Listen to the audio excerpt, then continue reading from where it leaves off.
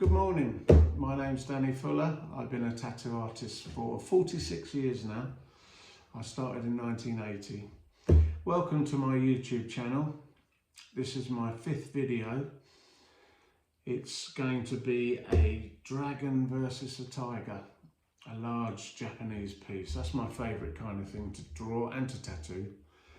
I'm doing it on a canvas because obviously if I was doing it on skin, it would take forever. It would probably take me a year plus, so I wouldn't get many videos done. So I'm doing it exactly the same way as I would, and explaining what kind of tools you'd need. Although I'm doing it with a brush, obviously, bear in mind the time it would take to do it properly. I'd have to sit someone in the shop and we'd have to go at it for probably about 20 hours straight. So that wouldn't be possible. So please bear with me. It's only canvases, but I think they're good, and they come out the same, really. My aim is to inspire people, really, to let you know what's going on, how to go about it. I remember when I started, no one helped me do anything. I didn't know what, but there was a whole world in front of me and I wanted to find out what to do. So here I am 46 years later, trying to pass on a bit of information and a bit of inspiration and just basically entertain you. I'm going to be doing commentaries now, so don't worry, you won't have to look at my ugly face for the whole video, but I just thought I'd say hello and introduce myself. I have written a book. It's called Mark for Life, Tattooing Through the Golden Years. I'm not plugging it, don't worry, but it is on Amazon.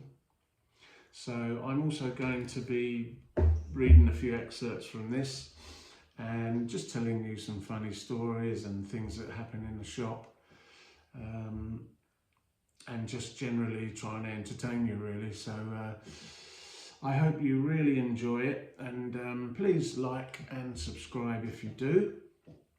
You have to say that on YouTube.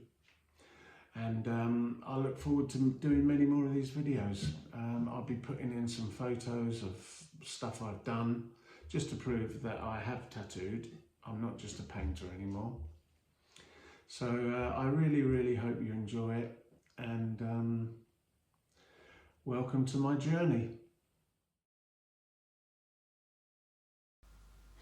Here we go then. This is the tattoo I'm about to recreate. It's a very large one. It'll be a back piece. It's a tiger versus a dragon. So I hope you like it.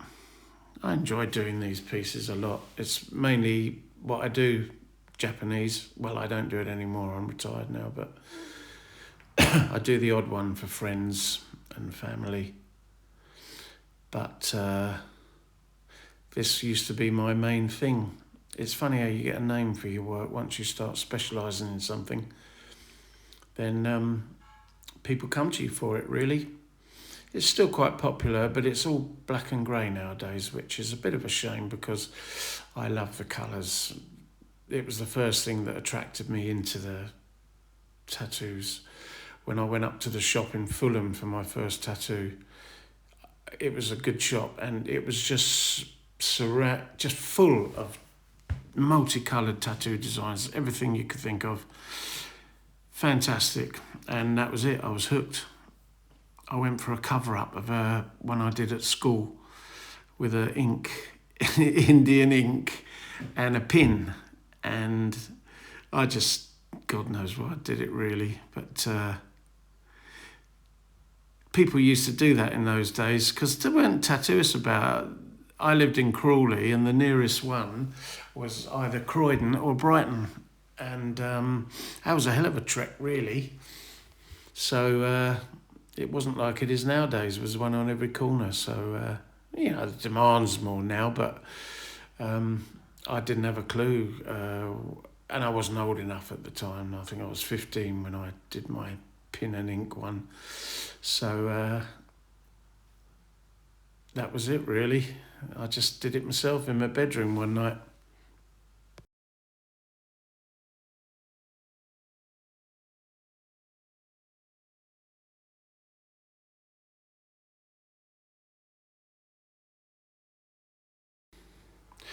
When you're doing these large Japanese pieces, you've got to have a really bold outline, because there's no point using a thin line, because it will get lost in all the surrounding work, all the surrounding colours and that, because they are very solid Japanese pieces, or they should be.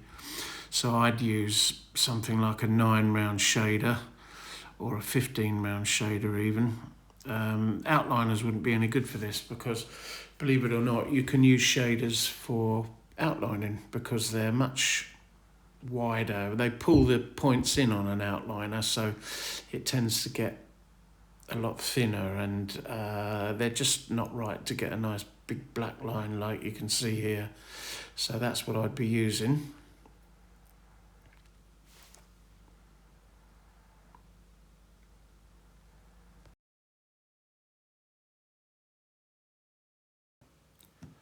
Like I said, I started in 1980. Tattooing was pretty much unheard of in those days. They were about, but you didn't see many. I'll say there wasn't a shop on every corner, so you had to travel if you wanted to get one. I had to cover my homemade one up, because it was all right while you're at school, being the hard man, woo-wee.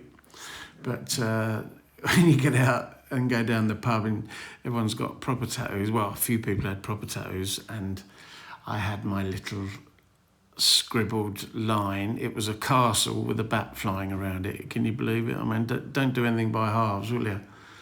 So it could have been a cross or something simple, but no, I had to do the picture, and it was complete shit. But people used to laugh, but there you go. But a mate of mine had a tattoo. I was working at this factory at the time, and in Crawley, and doing an apprenticeship, and one of the lads there, he's a skinhead, and he had a tattoo. Well, he had a couple of tattoos, and he saw mine and laughed, and he said, "You want to get that covered up?" So he said, I'm going up in a couple of weeks to the tattooist, and it was up in London, in Fulham. Go up on the train and that, and come up with me, and you can get it covered up. So I thought, yeah, all right, I think I will. I was a bit nervous, of course, but mainly because my mum and dad were going to go apeshit. They didn't even know I had a tattoo on my arm, a homemade one, but I think my mum probably did, because she had x-ray vision. She'd even know if I was wearing the wrong pants when I was going out. But up we went.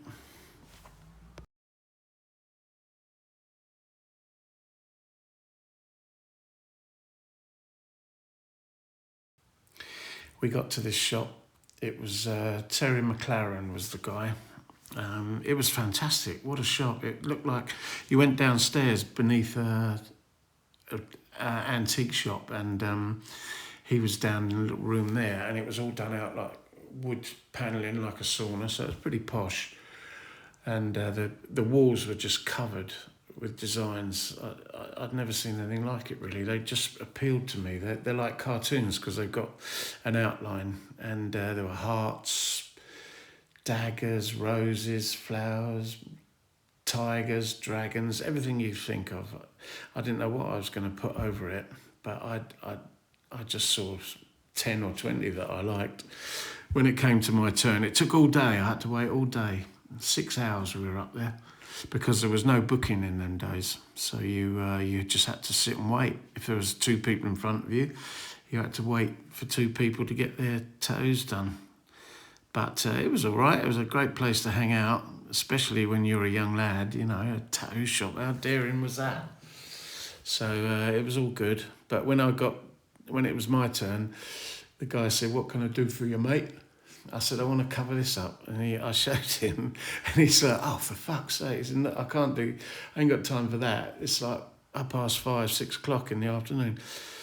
I said, "Oh, well, what can I have then?" He said, "Well, have a bird. Have a little bird. See if you like it, because it's your first one. And then if you do, come back next week or next time, and I'll cover it over for you."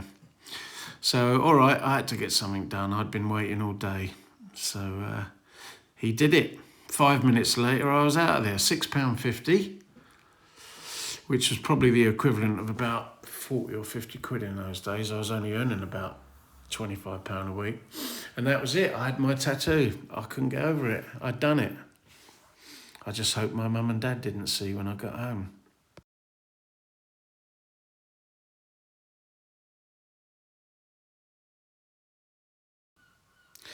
So I went up a couple of weeks later. I just went up on my own this time because I wasn't so scared, wasn't so nervous. And I got it covered over with a horse's head. Big brown horse's head, so that covered it, so that was nice. That one hurt because it went under my armpit. And when it was done, it took about 2 hours. When it was done, he put a tissue over it, then he taped it on with sellotape, and he put the sellotape right under my arm. And of course that stuck to all my underarm hairs, and oh my God, getting the dressing off was worse than having the tattoo done. Anyway, here we are back on the tattoo. I've done all the black bars, which are significantly important in a Japanese tattoo. It's like a background. I suppose it throws the foreground forward. That's pretty tedious, really. I mean, a lot of time you'd have to spend filling those in, but don't think that the bigger the needle you use, the more needles you use, the quicker it will be, because that's not the case. The more needles there are in a setup, the blunter it actually becomes. So not blunt as in it won't go in the skin, but it's harder to get in the skin. So you've got to work twice as hard to get it in, push twice as hard. So you're better off going back to your round shader or using your round shader and doing it all with that. Much better for solid colour. Now on this grey here, I'm doing the grey, that needs to be softer. So you need a different set of needles. They're called magnums, and a magnum is they're usually 2 rows of needles, flat rows of needles, and a double stack is one on top of the other. So you've got a nice. It's not so concentrated as a round shader, but it's better for the softer work because you can get the soft edges where you want to blend them outwards. And then here you go on the water. You want its colour, so you want to get it nice and bold. So you go back to your round shader, just a 9 round shader. That's all you need. Even if it was something this big, you can get much better coverage. Don't be tempted to use like, and they probably make them now, a 50 round shader or something, because you'd never get it in the skin and you'd be wasting your time and you'd just be hurting your customer, and you don't really want to do that any more than you can.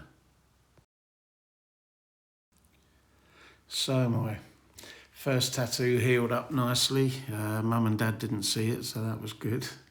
I had it on the top of my arm where they couldn't see, so that was it. But that was, after my first tattoo, that was it. Something just clicked. I wanted another one.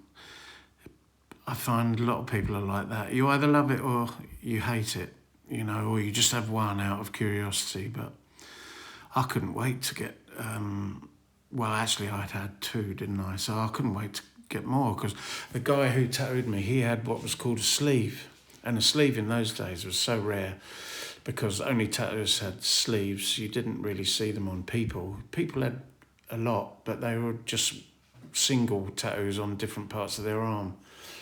And he had this fantastic carp on the inside of his bicep, and it was orange, and it was so colourful and bright.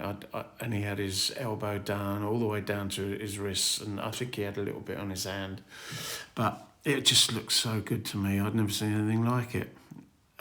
It wasn't to be hard or anything like that. It just to be different. I've always liked being different, really. My hairstyles or my piercings or something.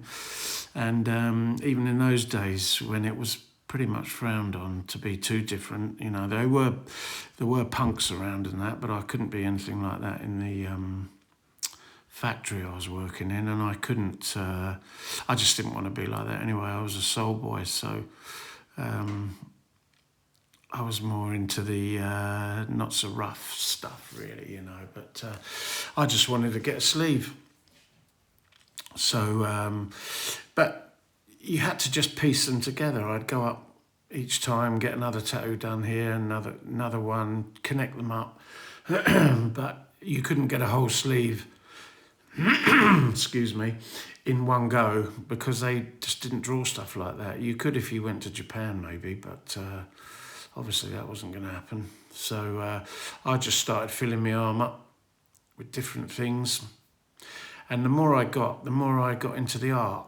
I thought I could draw stuff like this. You know, it was much simpler in those days. You didn't have portraits, you didn't have photographic effects. It was all colour. It was all just colouring in. You do an outline and you colour it in. So I used to doodle away at home or at work. I was in a draftsman's office and it was so boring, this factory, honestly. You wouldn't believe it.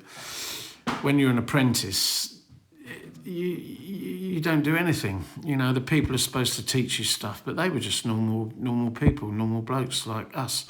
And so none of them knew how to teach. So they just sit you in a corner and say, look busy. So it's hard to look busy 8 hours a day when got absolutely fuck all to do. So I used to sit there with a bit of paper and draw tattoos, very basic stuff.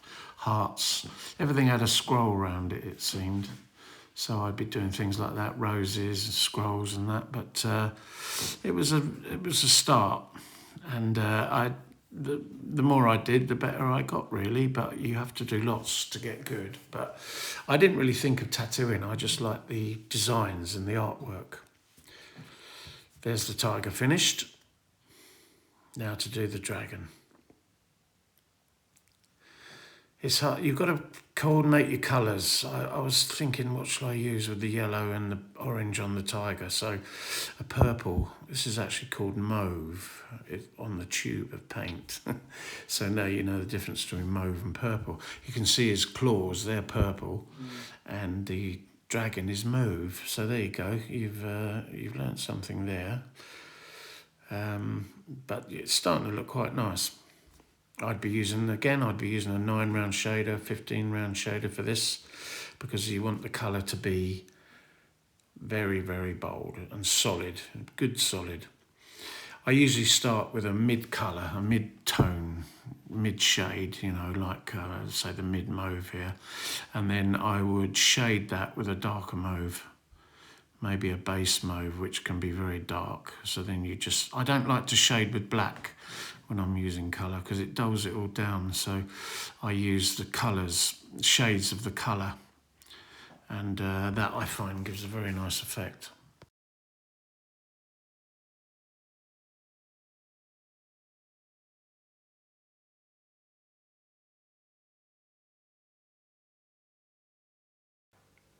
Here's a little excerpt from the introduction of my book. It just tells you really what I've said earlier, but I've made my living as a professional tattoo artist for over 40 years.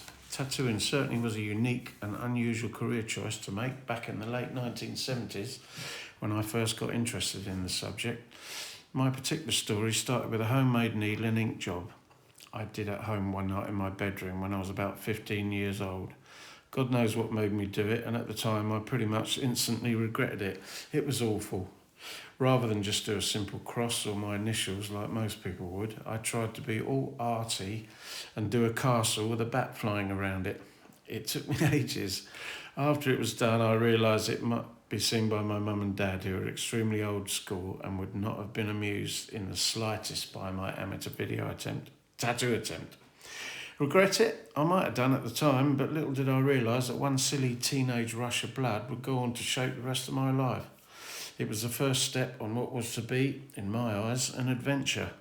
One so varied and fantastic, so rich and rewarding that I sit here now looking back and I can't believe I was actually lucky enough to have experienced it. Don't get me wrong, tattooing isn't an easy career, that's for certain. There were very few tattooers to be found in the 70s and early 80s. It was also extremely hard to get into. I had no one to help me. I faced many obstacles in my early days. At the time I got interested in it, tattooing was more of an underground activity. It is a bizarre way to make a living, and it is definitely not a career for the squeamish.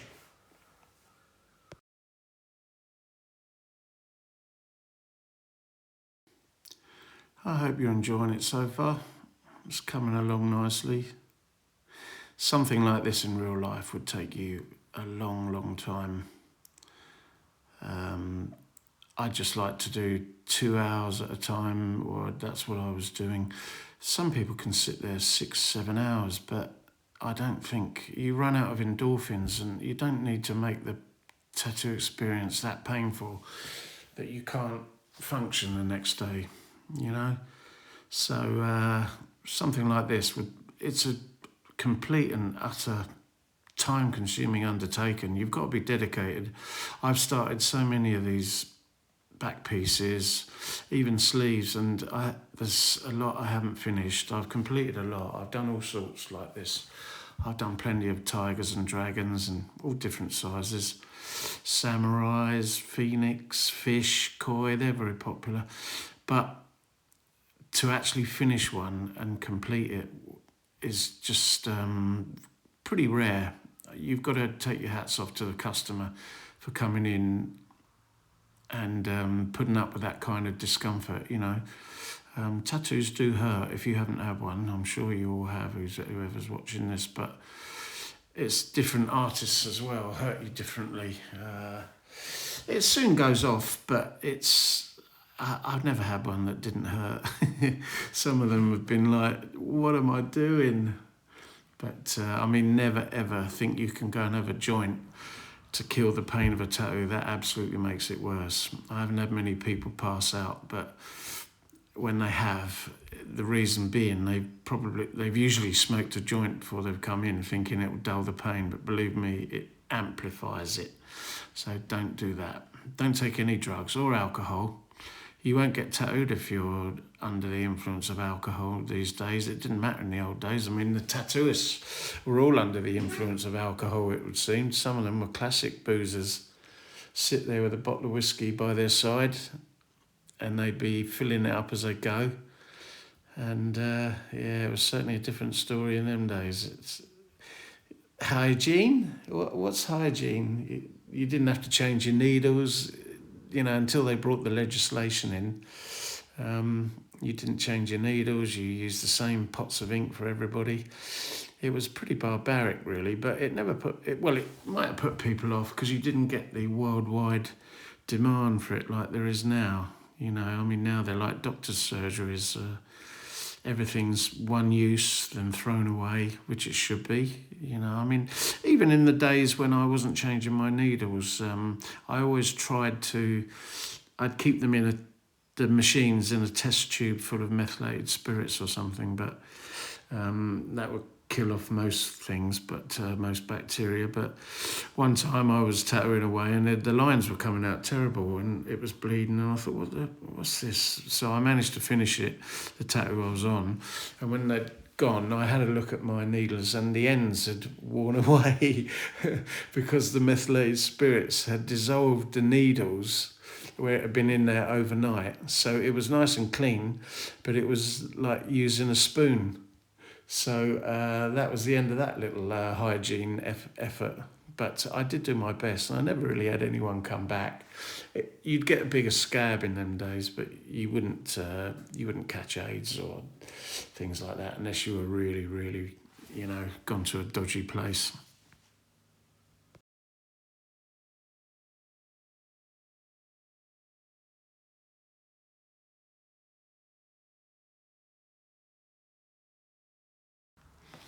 Okay, well, we're coming to the lighter colours now. I've mentioned it before, but you have to start with the darker colours and then you work your way through to the lighter colours. So you start obviously with black for the outlines and shading. Then things like greens, browns, blues. You don't want to tattoo, say you tattooed some yellow first and then you tattooed a green leaf near it. If you wipe the excess ink across the yellow, it would turn it like a lime green possibly, because the pores or the wound would still be open. So you've got to go in order of colours, really. That's what I find. You can get away with it, but you're best following that way of doing it. Darker colours first. yeah, finishing up with yellow. I was always glad when I was getting tattooed when they were on the yellow, because that means it was nearly over and the pain would stop. But it wasn't really that bad. Otherwise you wouldn't come back, would you? People, look, that's the most commonly asked question, does it hurt? If I had £1 for every time I've been asked that, I would be a multi-millionaire, believe me.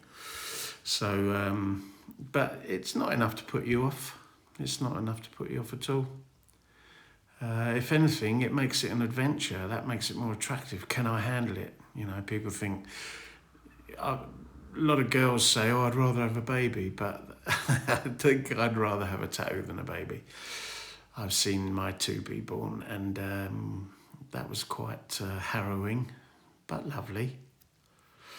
Yes, so anyway, I hope you've enjoyed all this little rambling and ranting. Well, not much ranting, which is unusual for me, but as I do my videos now, I'll be doing some more little chats and commenting and information, funny bits and pieces. Got plenty of plans. I've got a few more of these to do yet. I've got a couple of videos of me actually tattooing a back piece. Funny enough, it's a tiger and a dragon. So I will put that up at some point. So look out for that. But please subscribe and please give us a like if you do like it, because it takes a lot of effort to do these, and I'm doing it all in a good cause. I don't intend to be a millionaire out of it, but it's just a bit of fun, and it's another little thing to do in my retirement. So thanks ever so much for watching, and I wish you all the best.